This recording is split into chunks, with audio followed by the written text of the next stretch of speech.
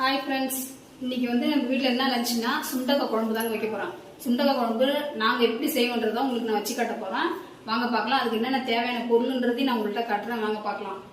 சிம்பிளாக தாங்க வைக்கிற சுண்டக்காய் குழம்பு. நான் எதுவும் அரைச்சியெல்லாம் ஊற்றலை. இங்கே பாருங்கள், வெங்காயம் கட் பண்ணி வச்சுருக்கேன். சின்ன சின்னதாக வெங்காயம், பூண்டு தட்டி வச்சுருக்கேன், பூண்டு, பச்சை மிளகா கீரி வச்சுருக்கேன், பச்சை மிளகா, கருவேப்பிலை. இது தாங்க. தக்காளியை அரைச்சி வச்சுருக்கேன். இங்கே பாருங்கள், தக்காளி வந்து அரைச்சி வச்சுருக்கேன். தக்காளி அரைச்சி வச்சுருக்கேன். இங்கே பாருங்க, சுண்டக்காவை தட்டி அலசி எடுத்து வச்சுருக்கேன். ரொம்பவும் தட்டலை, கொஞ்சமாக தட்டி இருக்கிறேன். உள்ளே இருக்கிற விதை இருக்கிற மாதிரியே தான் தட்டி இருக்கிறேன். நம்ம இந்த சுண்டக்காய்க்கு பெனிஃபிட்டே இந்த விதை தாங்க. அதனால் அது ரொம்ப தட்டி இதை எடுத்து போட்டுறக்கூடாது. சும்மா லைட்டாக தட்டி அலசி எடுத்து வச்சுக்கலாம். இதை வச்சு தாங்க நீ செய்ய போகிறோம். புளி ஊற வச்சுருக்கேன். புளி அதிகமாக இல்லை, தக்காளி நிறையா வச்சுருக்கனால புளி கம்மியாக தான் வச்சுருக்கேன். இதுதான் இன்றைக்கி தேவையான பொருள். இன்றைக்கி நம்ம சுண்டக்காய் குழம்புக்கு தேவையான பொருள் இதுதான். இதை வச்சு தான் இப்போ நம்ம குழம்பு வைக்க போகிறோம். எப்படி குழம்பு வைக்கலாம்னு பார்க்கலாம் வாங்க. சுண்டக்காய் குழம்பு அடுப்பில் தவா வச்சுக்கலாங்க. ஃபஸ்ட்டு நம்ம சுண்டக்காவை வதக்கி எடுத்துக்கலாங்க. அதுக்கு தேவையான அளவுக்கு நம்ம எண்ணெய் ஊற்றிக்கலாம். எண்ணெய் கொஞ்சம் நிறையவே ஊற்றி சுண்டக்காவை வதக்கி எடுத்துக்கலாம். சுண்டக்காவை வதக்கிக்கலாங்க. சுண்டக்காவை ஊற்றி நல்லா சுண்டக்காய் நல்லா வதங்கணும். இந்த எண்ணெயிலேயே சுண்டக்காவை நல்லா வதக்கி எடுத்துடலாம். வதங்கிடுச்சிங்க, போதும். இந்தளவு வதங்கினா போதும். இன்னும் வெங்காயம் தக்காளி கொஞ்சம் வதங்கணும். அதனால் சுண்டக்காய் வதங்கின வரைக்கும் போதும். அள்ளி வச்சிடலாம், தட்டில் மாற்றிடலாம். சுண்டக்காய் வதங்கிடுச்சு, வேறு பிளேட்டுக்கு மாற்றி எடுத்துக்கலாங்க.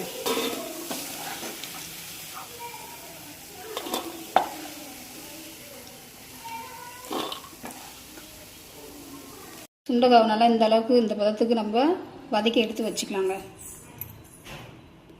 சுண்டக்காய் வதக்கினாங்க அந்த எண்ணெயிலே நம்ம வந்து கொஞ்சமாக கடுகு சேர்த்துக்கலாம். கடுகு, கொஞ்சமாக வெந்தயம் போட்டுக்கலாங்க. கடுகு நல்லா பொரியுது.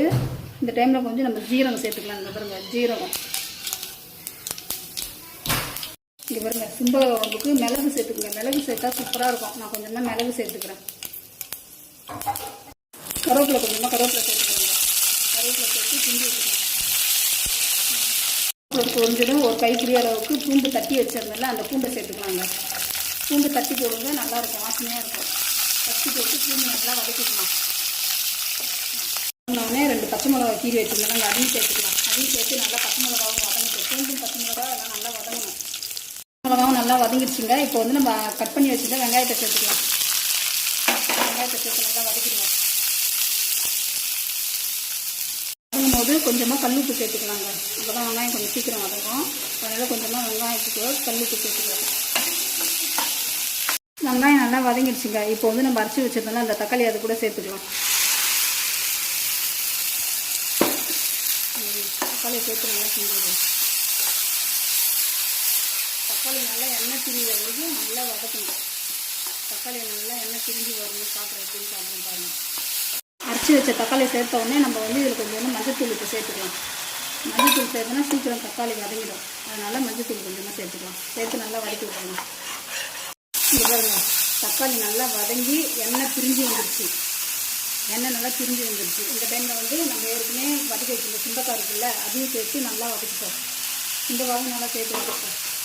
இங்கே பாருங்கள், நல்லா தக்காளி சாறுலாம் உள்ளே இறங்குற மாதிரி, சுண்டக்காவில் இறங்குற மாதிரி நல்லா கிண்டி வச்சுருக்கோம். நல்லா வதங்கிடுச்சுங்க சுண்டக்காய். இப்போ வந்து குழம்புக்கு தேவையான மசாலா பார்த்துக்கலாம். இது வந்து வீட்டில் அரைச்ச குழம்பு மிளகா பொடி. இது வந்து 1 ஸ்பூன் சாம்பார் பொடி, 1.5 ஸ்பூன் குழம்பு மிளகா பொடி, 2 தாங்க எடுத்துருக்குறேன். இதை சேர்த்துக்கலாம். இதில் சேர்த்து நல்லா 1 நிமிஷம் நல்லா மிளகா வாசனை போகிற வரைக்கும், மிளகாத்தூள் வாசனை போகிற வரைக்கும் நல்லா கிண்டி விடுவோங்க. 1 நிமிஷத்துக்கு நல்லா கிண்டி விட்டுருங்க. நல்லா மிளகாத்தூள் வாசனைலாம் போனதுக்கப்புறம் புளிக்காய் கரைச்சி வச்சுருந்தோம்ல, புளியை வந்து இதில் இப்போ சேர்த்துக்கலாம். புளி தண்ணியை சேர்த்துக்கலாம். புளி தண்ணி சேர்த்து நல்லா ஒன்றா கிண்டி விடுவோம். இங்கே பாருங்கள், புளி தண்ணி சேர்த்து நல்லா கிண்டி விடுவோம். அதுக்கப்புறம் நம்மளுக்கு எவ்வளோ தண்ணி தேவையோ அந்த அளவுக்கு தேவையான அளவுக்கு நம்ம தண்ணியும் சேர்த்துப்போம்.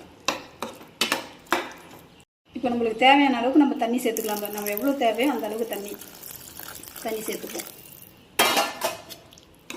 தண்ணி சேர்த்து தண்ணி மசாலாவும் நல்லா ஒன்று சேருங்க, நல்லா கிண்டி விட்டுக்கணும்.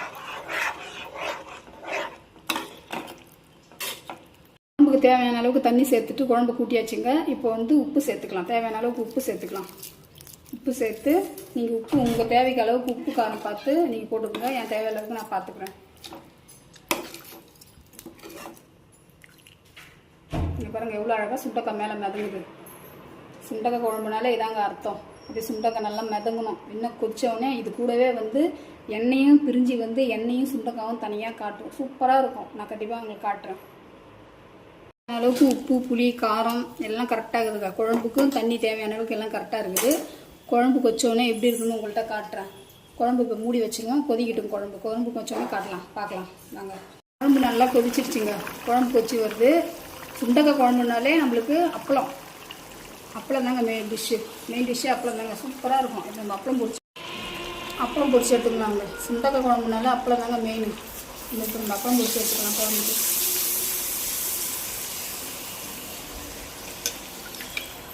இங்கே பாருங்கள் எண்ணெய் பிரிஞ்சு வந்துருச்சு. சைட்லலாம் பாருங்கள் எண்ணெய் பிரிஞ்சு வந்துருச்சு. குழம்பு நல்லா கொதிச்சிருச்சு. இந்த டைமில் வந்து நம்ம கொஞ்சமாக கொத்தமல்லி தூவி அடுப்பு ஆஃப் பண்ணி விட்டுடலாம். இங்கே பாருங்கள் குழம்பு நல்லா கொதிச்சிருச்சு. நல்லா கட்டியாகவும் ஆயிடுச்சு குழம்பு. உங்களுக்கே தெரியுது, பார்க்கும்போதே தெரியும். குழம்பு நல்லா சுண்டி கட்டியாக ஆயிடுச்சு, திக்காகிடுச்சு. இந்த டைமில் நம்ம அடுப்பு ஆஃப் பண்ணிக்கலாம். குழம்பு ரெடி. நாங்கள் இப்படி தான் சுண்டக்காய் குழம்பு வைப்போம். நீங்கள் எப்படி வைப்பீங்கன்னு கண்டிப்பாக கமெண்ட்டில் சொல்லுங்கள். வீடியோ பிடிச்சிருந்தா லைக் பண்ணுங்கள், சப்ஸ்கிரைப் பண்ணுங்கள். Okay bye.